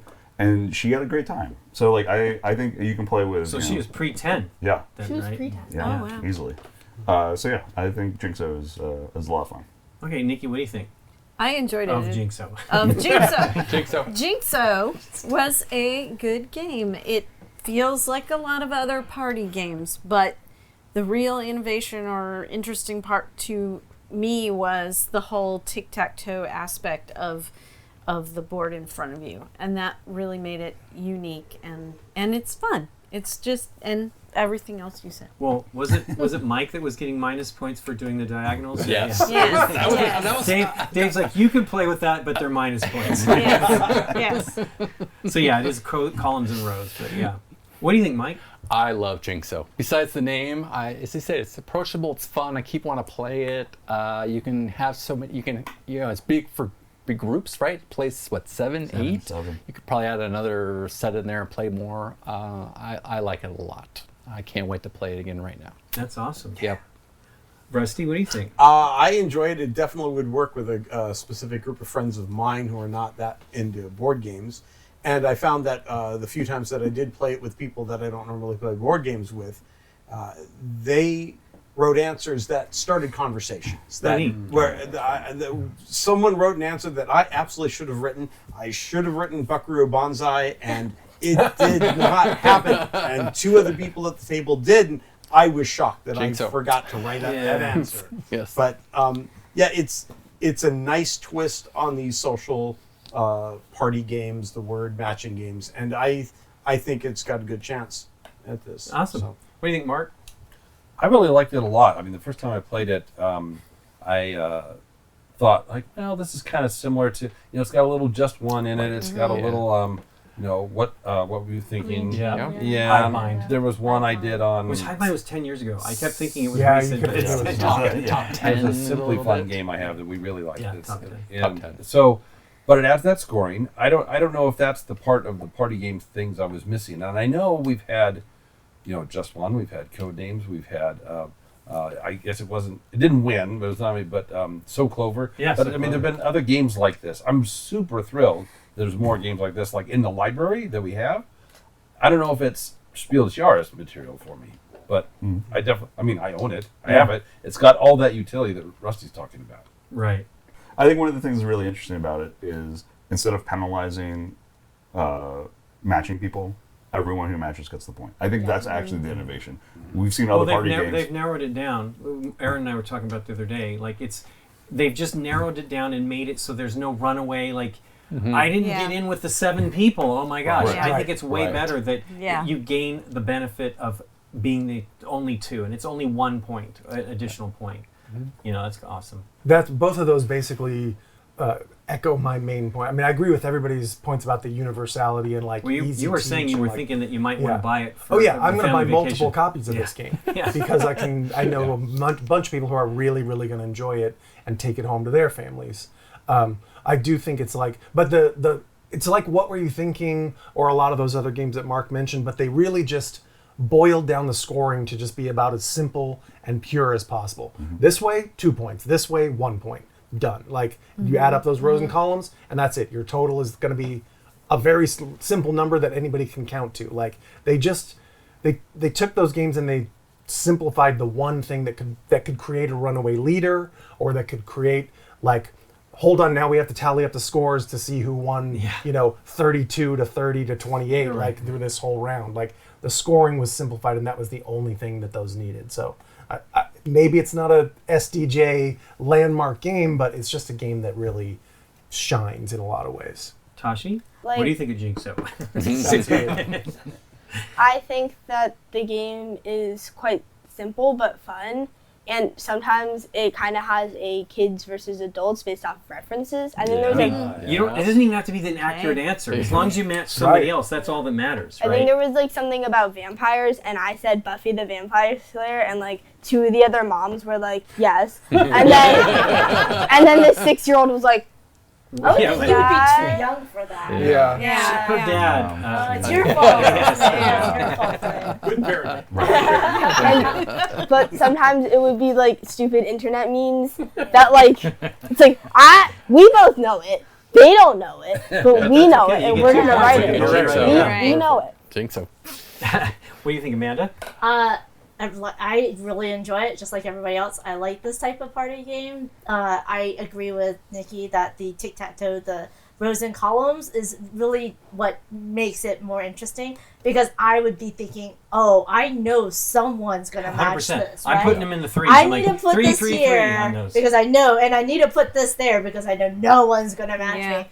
But my favorite part is at the end when we go person by person and just say one of the words. And it doesn't matter which clue it was connected to. It's just, was it on the table? And some words could be from multiple clues, but it's the conversation starter. Like, yes, okay, we're going to play this again. Because yes, and it was just like, it was really fun to have that connection, or like you start talking about, oh, this reference or that reference, or yes, I'm that old, that type of thing. But I feel like that 1-1-1 where we talk about our answers is really the more fun part of the game.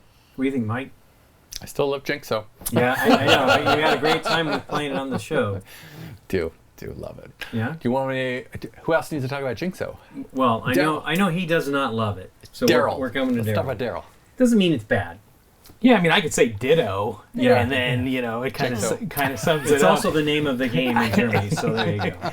So Sure, it's fun. It's a fun party game. It's easy to play with the in-laws and other people like that.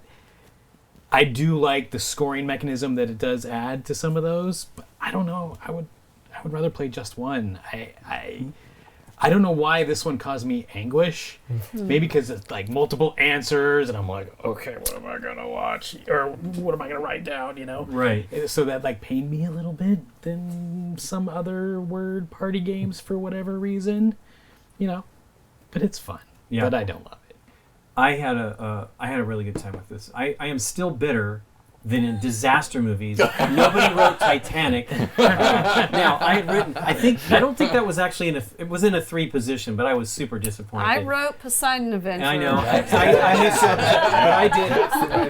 but I did Earthquake and Towering Inferno. That Dave was very happy that I did as well. So, but again, I just was like, I'm going to do one modern one that's only nearly 30 years old. But it wasn't, nobody picked it, so I thought that was Is pretty it really funny. a disaster movie? It's a love story. It's a love story. Thinking if it makes you He feel- dies. He dies. Spoiler alert. Whoa, I Thank know. you. Dude, 30 years, you should have watched that I movie. was just gonna watch it today. Okay, well, there you go. You know he dies. I don't know who he is, but he does die. What do you mean? The boat sinks? I don't know that.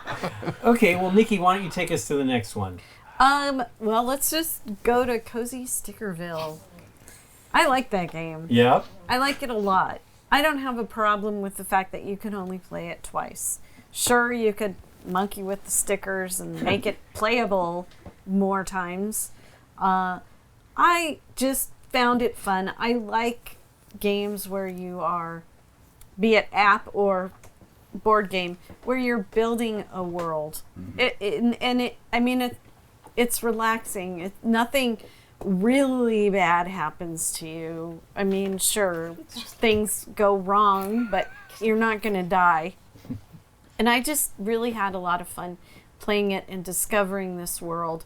And we started playing it again the other day, and the story is totally different based on 1 or 2 different choices, which was way more than I expected from the game. I thought it would be pretty similar, but instead of this person, there's that person. But it really changed the story, and I was surprised to experience that.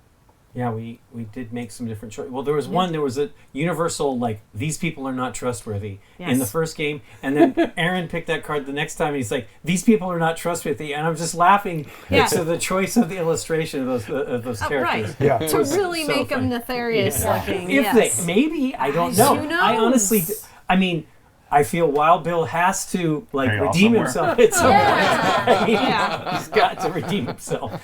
But what do you think, Tashi? I like it. My favorite video game is Animal Crossing. So You're making some of those same choices? yeah, where it's like you're building a town, and you can only build one town in Animal Crossing, which is disappointing because I kind of finished mine already. Yeah. I'm waiting for the You next. can't start again? It's tied to your Switch hardware. Oh, man, wow. that's Really? terrible. What That's did I just do? terrible. Do new people move in when you make improvements in your town? Yeah, but it's only really supposed. I feel like you could only play Animal Crossing for a year, and then you're done. Okay. Well, that's about right. I mean, You can only play that 20 times. And then 20 times is about a year's 20 worth of 20 years. entertainment at least. Well, but 20 years. Is too I much. don't like campaign games. I don't know why. Sure. I just don't like them. But this felt a little campaigny, where I feel like there wasn't enough difference in between the levels. Sure. Where it's like, okay, well, we did a similar choice last year, Yeah. but I like the sticker thing. I like how there's like, what is there 10 years? Yeah. It's 10 years. Yeah. So it's Okay. not like here's a 2-year game and then here's a 2-year game on the other side of the board. So it feels like actually playable. Yeah. What do you think, Daryl? I mean, he's the newest player. I know because he started commenting on our video because he did not want to watch it because he didn't want to spoil it. Well, we made different choices than you, right? yes, you totally Yeah. did. So I binged it. I definitely binged it. So here's the Did thing. you play it with Sarah? Here's the thing.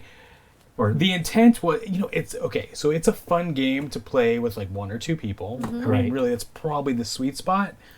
I ended up playing it solo, and it's perfectly great that way as well. Huh.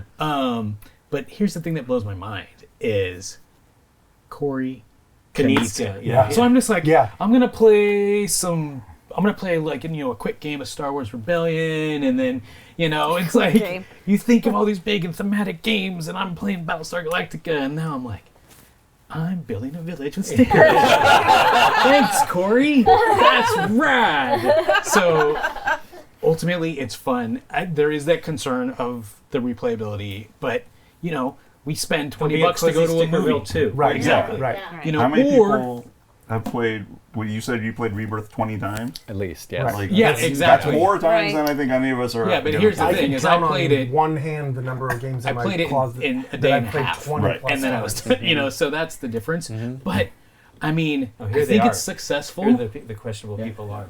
Yeah, don't trust I those love- people. Yeah, no, I don't trust Don't those trust people. those Come on. people. But He's at this 9. is so successful, right? I'm hoping that pretty soon we're gonna get this mixed with this, and then Oh my gosh. and then Oh my gosh. That's year 9. yeah. That's year 9. I didn't want to spoil that for anybody.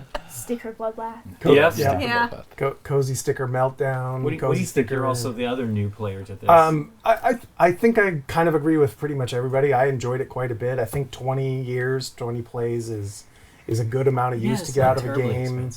I love the two sides because you basically are going to see all the choices. Almost every card that's like, do this or this is an A-B choice. So you're basically going to see all the content in the game Yeah. by playing twice through right. Yeah. and stickering both sides of your board. I think that's pretty great. You're going to basically get to play the whole thing. You might not, you don't really make as many choices on the second playthrough because you're just going to do the opposite of what you But did each the second card time. usually has 2 things to do, and you're only going to choose one. But, You know but what the I mean? second time, you have to choose the other one. But my point is, those cards that you choose often have 2 things that you're going to do. So means But that I'm- you could come back and play the whole game again. That's what I'm and saying. Make some different choices. Then the second time, you have to make the second choice. No, because you're going to pick another card that will have 2 choices on that card.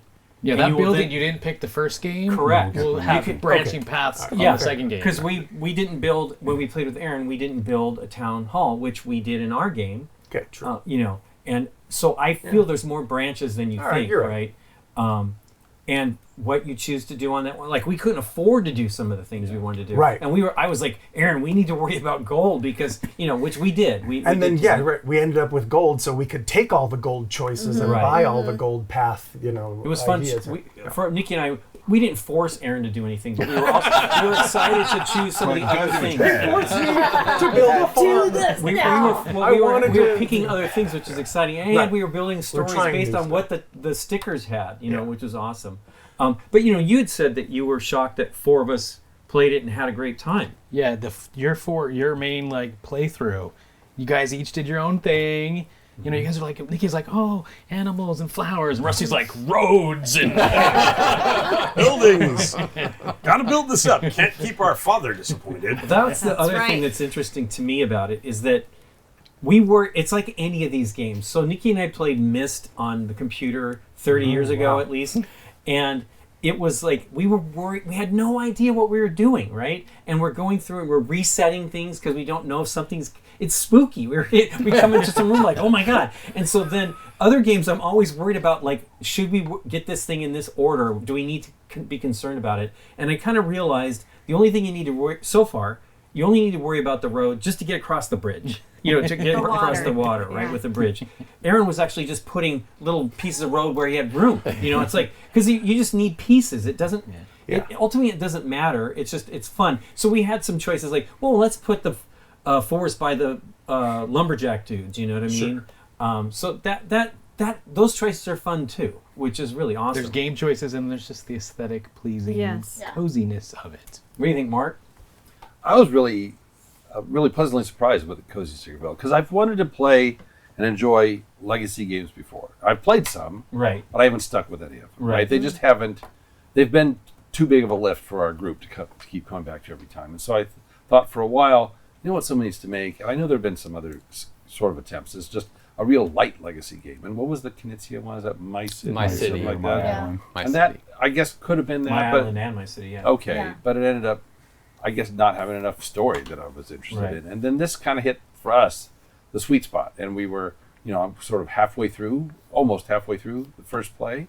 And it was fun to talk to other people and say, like, once you're sure you weren't going to give them too many spoilers, you could just ask, well, what happened in your game? What happened in your game? We'd have points that were similar and points that were different.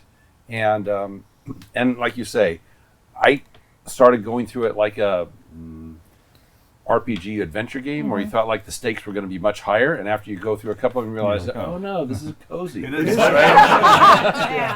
don't really have to worry about it that Right, much, right? right. And then you're like, oh, you can settle back into it. And The bloodbath never comes. No. Right. There's no, yeah. So There's when I really played- no. I actually played defeat. with my wife started the first game with me, and then we just shifted to. And she didn't want to continue playing it, actually. And then we started playing with gamers the other time. In fact, Mike joined us. And I couldn't believe how much the gamers were into it. I thought the coziness would be a turnoff for them, but it wasn't. They, It's good. they liked it. Corey knows what he's doing.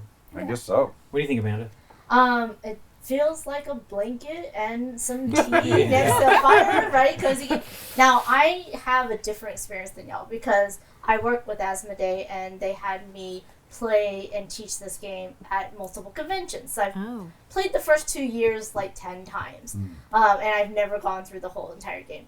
But it's really fun to see how different groups make different decisions. Like we have this one group, we're the Cinderella group where we wanted all the animals, we wanted no bad guys, let's give him a chance, those types of things. And then they're Wild Bill, right? Right, Wild Bill. Yeah, but then we have the Chaos group.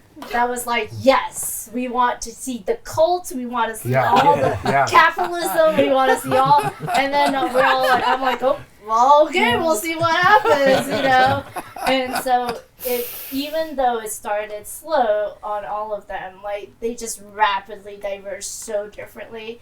And it's really fun when you get into like the story, a little bit light RPG of it. But I feel like they also did a great job with the sticker placement because it's angles, it's not straight lines. I feel like it makes it a little bit easier to place the stickers, especially with the clear ones that you can just place anywhere. And so it's like you have that decision. You're like, oh, where should we put this? And someone put the baby way far away from the parents. I'm like, no wonder it's crying. And there's diversity in this game, in the art, and it's really cute. And so it's a really good game. I There's really a cute enjoyed it. dog with a pet. Yeah, Actually, it's a the wolf, dog right? is my It's a favorite. wolf. Yeah, Spoiler. Wolfie. What do you think, Mike? So, as you said, it's a little bit. It's a choose your own adventure in a board game form, and I think it's great. And I didn't even think about Animal Crossing. They could easily brand this as Animal Crossing Stickerville, and it would be I would fantastic. play it 5 times. Yeah. The audience of this, there's a different audience for this than most other games here, and I think it's great. It does remind me of Dorf Romantic, the same idea, but I would rather play Cozy Stickerville. Rusty? I agree with Amanda's points in that I would say that the game actually becomes what the players want it to become. So it's not just, is this a fighting game? Is this a happy romance game? It becomes what they want it to be. So it adapts to the players rather than the players adapting to the game. Sure. So I could see a larger audience that way, even though it may not be for the people that are sitting down and going, okay, how do I win? It's like, no, it's how do you do your best? And the question of what is your best is what do you feel is your best? What are your goals? And so the game becomes a question of what are your goals? And how do you get there? How do you get there? And you can enjoy that experience along the way. So for that, I really do truly like it. That's cool. It did really mangle that sticker book, though. Yeah. At the end, I'm Yeah. like, but it was so pleasing.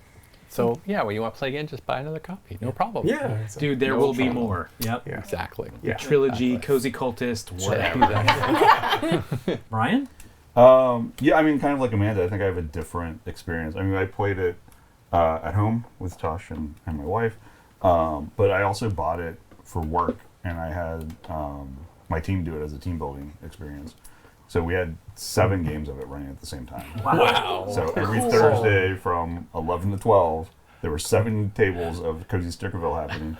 And at the end of every session, everyone took a picture and posted it in teams and like kind of did a very short like wrap. It was just like crazy to see how diverse it was. So it's I think there's more, like you said, more branches than you think, and I think there's just a lot more hidden in that game than you anticipate. So. Not just a tiny little bird. How is it building the teams for you? Is it just that you're all telling the story together? Yeah, I mean, I had 35 people reporting That's to me, so it was just like, okay, we're just going to break you into the groups, and you're going to play, and experience this, and just play it together. And Did anyone switch? No. Yeah. No, Defect because to another you could bill. Defect to a different. Yeah. No, because they were committed. They were committed to their decisions. They're like, Wild Bill. Yeah. Yeah. Yeah, I'm going to a town where Wild Bill doesn't live. I'm moving. But that's fun. Well, Brian, why don't you tell us about Morty Sorty? Sure. This one, I think, feels like the most, again, I don't know, you said it, like game for STJ. Kind of like a shrunk down version of like Gauntlet Clever. Like it's like one panel of it, like without all of the cascading kind of bonuses. But I think there's some interesting choices, and I actually really like the idea of like pulling the bottles out and throwing them. Yep. And then that's the randomizer. I mean, you do that with the. You probably could do it with the other. So you have the different ingredients, and that's that chart that you do that. There's 4 boards that you replace that with, and they each have a different side. So you could probably just throw those on the table and then play with what they are. And then the same with the ribbons. The prizes. Same thing. There's 6 of them. There's 3 of them to each side, and you just choose 2 and flip them if you want, which is cool. But it's again, it's easy to teach. It's pretty fast, kind of low decision making. But it's I thought it was fun. It was fun trying to set up like the column combo. Yep. Well, we played where you're trying to get the same ingredient to claim one of the prizes. So you have 3 with 1, and you're like, it kind of shifted the game. We didn't score as much, and. Wait, in a column you wanted to Yeah. 3? Yeah, you want 3 of the so exact same getting ones. wilds? You just you don't just for one of the just prizes, one of them. for one of the point scores. And but it was intriguing. We had actually a low scoring game today where Rusty and I tied, but Rusty won because he had more of one ingredient, which was neat. Rusty's like, I don't even think there's a tiebreaker, but I'm like, pretty sure there is one. But yeah, it was kind of the same the game that we played, but we had all scored over 100, which was pretty shocking. What do you think, Mark?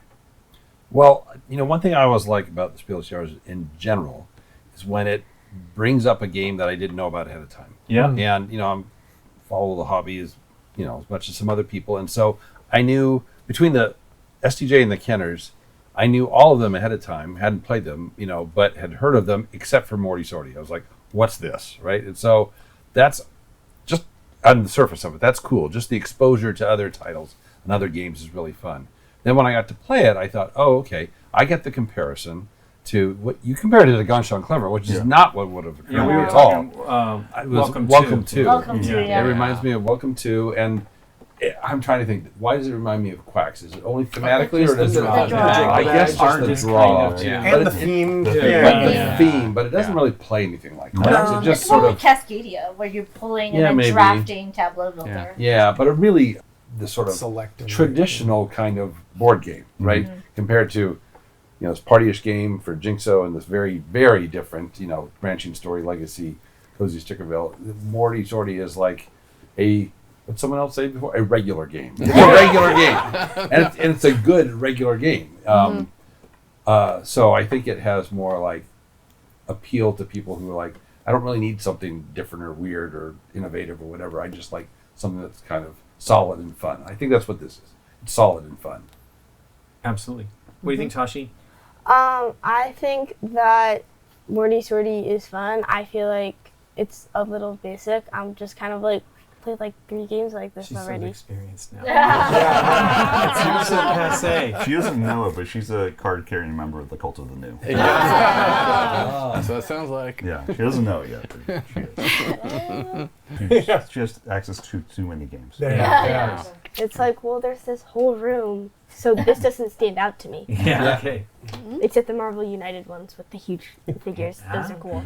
Okay. But I feel like it's fun, and I just feel like it's a little basic, and it didn't really like stand out to me. And it's like, okay, it's a fun game, but it's not like super special. It's just take the potions in a kind of numerical order, and you want certain numbers to be there. But I'm like, it's not super special. Okay. What do you think, Daryl? It's fine.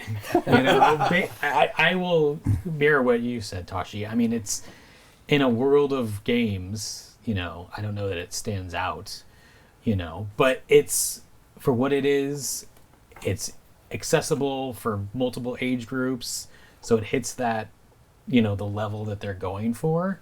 And it is the most game of the nominees for STJ this year, as far as just a traditional game, scoring points, different paths to victories, and things like that. It's, to put it into BGG terms, it's a 7. It's a solid 7 that I will not turn down playing, but I don't know that I'd pull it off the shelf. Right. What do you think, Aaron? I want to know who Morty is. Yeah. He's this guy? He's Is the it shop right? owner. This guy right here He's the was shop owner.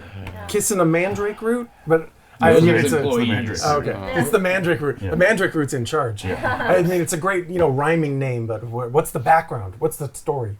I mean, What's this the lore? is What's the the German, lore this is about the this German magic name shop? too. There's So. a lack of lore. Like Mark, I knew nothing about this before hearing the title, but I enjoyed it. It's an easy game to learn, fun to play. But like Tashi says, there's not really a lot going on. It doesn't blow you away. I appreciate the scoring changes. You can flip those things out on the table and have new ways to score your bonus goals, and even ways to score just the I'm going to call them suits of the magic ingredients, the potion ingredients, the different colors. They can just score the majority point values, or you can have a different scoring category for each of them. So I think that mixes it up a little bit. If you get bored after a few games, I think it's got quite a bit of replayability. But I agree with Daryl that it's a 7. It's sure I'll play that, but not like, hey, have you guys played Morty Sorting Magic Shop? It's my favorite game of the year. I don't know anybody who's going to have that reaction to it. And will I win? Stay tuned for 10 minutes from now. We'll see. It just does. It does fill a very that's the game niche of the award section. We've got a very family party game and a legacy sticker game and a game. What do you think, Amanda? It's solid. I agree with you all that it's it's something, but I feel like just like with Jinx, that we've seen a lot of the same thing. Jigsaw. Jigsaw. Oh, sorry. We aren't supposed to say Jinx in the game. That's the weird thing. Not Yeah. Jinxo. We said Jinxo. But I feel like Morty Sorty is like Jinxo in that we've seen a lot of games that are very similar. But it does just a little bit of a twist. And for someone that is not as engrossed in the hobby like we are, they're just coming in. Sure. It's a really fun game. It's a really solid game. It really will get them into the hobby. Then they can look to Cascadia. They can look to Welcome To. They can look to other drafting tableau builders. I like that the tiles are double-sided. So when you pull them out, you can't just flip them. That's why you're saying throw them onto the table, because you don't know what side you're going to have them on.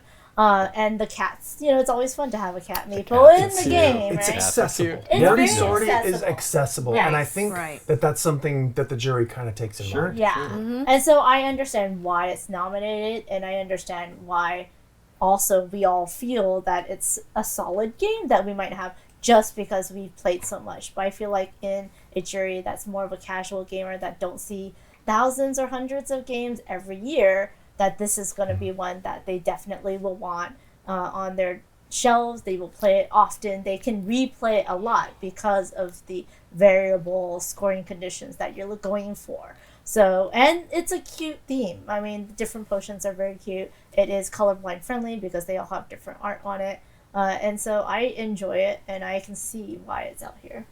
It's the other thing is the jury used to pick something that your grandmother would buy for every family. If she saw it on the shelf at the toy I don't store know or that whatever. that's the one that's going to get it. I mean, I think this could do it too. You know what I mean? So it is real. I don't know that it's that important to the jury as it used to be, but I'm sure there is some importance to that because there was speaking of Donald X Vaccarino, that game was too much for families. Like it was.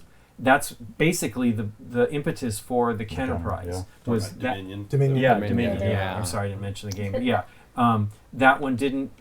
It was a kind of a disappointment, right? That's why they shifted focus a little bit. You think? Because I think Village was the first Kenner winner, if I'm recalling right. So they pretty quickly decided they needed another category, which means, in my opinion, because this is just overview to talk, but I felt that the SDJs were kind of this level, or maybe Dominion, not maybe Dominion, but they were more complex, and they've eased off. Sure. And so well, I think because they made a higher Sure, but I mean, they were, prize. I guess they just went too strong with the difficulty and then realized, oh, we kind of need to do both. I feel it maybe dilutes the prize, I don't know.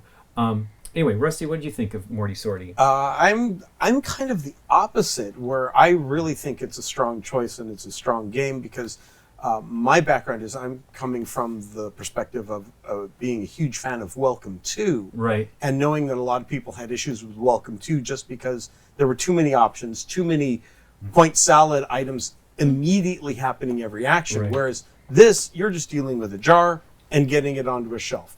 You have the limitations of which shelf you can put it on. So it definitely focuses people a little more into the core of the numeric ordering and just thinking about what your next moves are going to be without having to worry so much immediately about scoring. And I like the artwork. I like the theme. I think it has a larger appeal to gamers that didn't want to go that deep into something like Welcome 2, yet it stays in that same field. So I liked it. What do you think, Mike?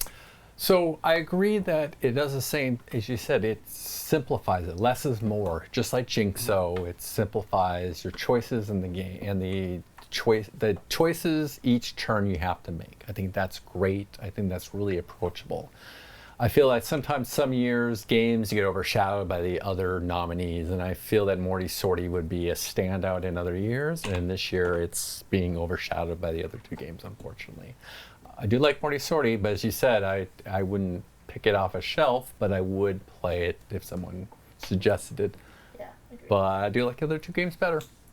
But we have to call it by its full name. Morty Sortie Magic Shop. Morty Sortie Magic Shop. There you go. It's a pretty good title. Yeah, I like the title. Everything everybody said, I 100% agree with. It is a solid family game. And if you are someone that wants to go into the hobby with your kids, given your maybe love of the hobby past, this would be the one that you would choose. It's a board game. It is a family game. It's solid, like everybody has been saying. Nobody wants to be the solid person. Right. That's so kind of sad. The cults, It's in the friend zone. Sturdy. It's Good game friends. The Cults of the New is overshadowing Morty Sortie. But it is still a very good game, and in other years, other times, it totally would be up there. It just seems like it's such a classic choice for this category. It is a classic game. I think the game's great. It's really fun. There is a lot of replayability, a lot, because of, you think it's only a few things. It's like there's more branching than you think, right? There is more to that game than you think. It's one that it's going to come out. This is 20 plays, right? That's pretty fantastic. But like, this is a game that you can keep, just like Quacks. It's now been 8 years, and we still pull it out every year and then get super excited about it and play it a bunch and then put it away. And this is the same idea too. But I think it's fun. I love the cat. And playing the same same number or picking to flip the ingredients, right?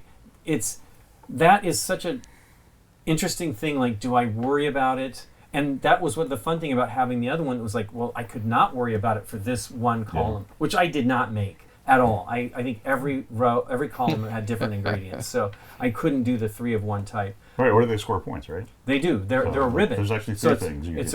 But you can only do that once. No, I'm saying the cat. Oh Cats yeah, are the cat scores 2 points. points as well. But it's 3 things, right? But that's the other challenge. So the disappointing thing about it, you put a number next to the You're same spending number, 2 or points you can to keep yes, 2 points. the disappointing thing about the game is that you could get to where you can't even place the tile. It is only a 2 point. You just gain 2 points for it. That may be enough. I don't know.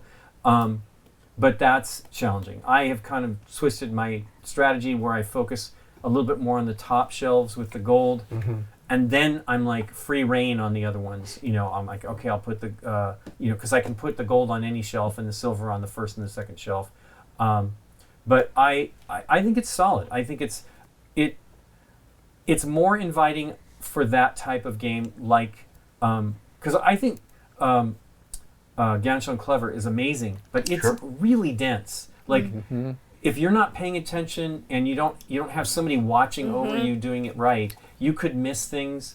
This doesn't have that, right? I mean, sure, you could potentially miss the 3 different ingredients, but since we all know that's what we're shooting for, to try to get those the wilds, it's pretty cool. And I don't know that it will get picked, but I think it's a pretty amazing game.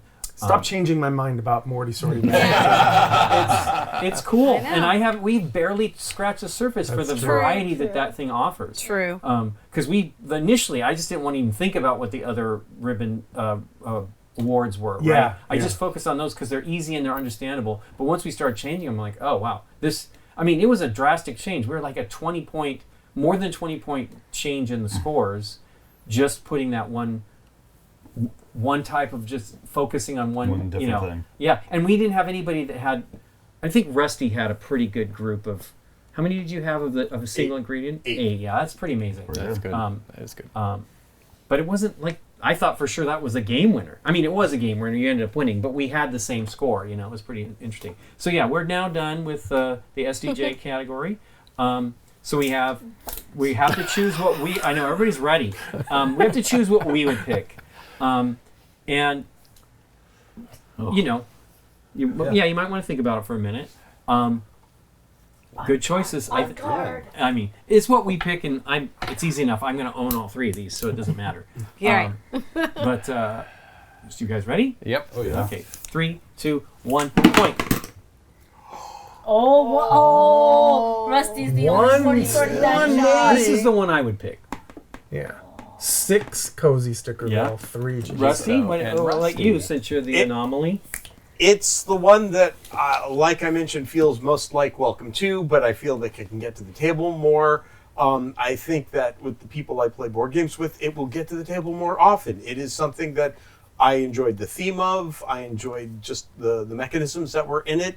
It seemed light enough and fast enough that it worked for me, whereas Cozy Stickerville, as much as I enjoy it, is going to be a once or twice through, and I'm done.